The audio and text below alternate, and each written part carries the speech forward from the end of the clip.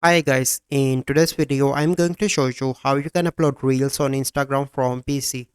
So the first step you simply need to do is to open Instagram application on your PC or laptop and log in into your account. So once you've done that, you simply need to do is to click on create, and here you can see select from computer.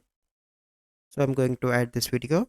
So here you can see that, I heard this and quote, from here you can and it goes, select the never judge the video future of a dimensions. So I'm going person to select in their current perfect. situation. Okay, click Time on next, and if you want you can crop video or trim.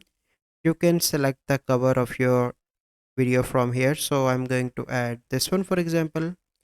Okay, and sound must be on. Click on next. Here you need to add a caption. So I'm going to add a caption. Okay,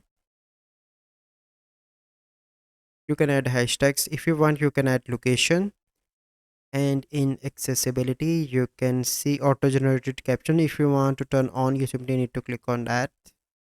Okay, and in advanced setting, if you want, you can hide like and view count and turn off commenting. So it is up to you. So once you done that, you simply need to click on share, and it will take took few seconds to share that reel on your Instagram profile.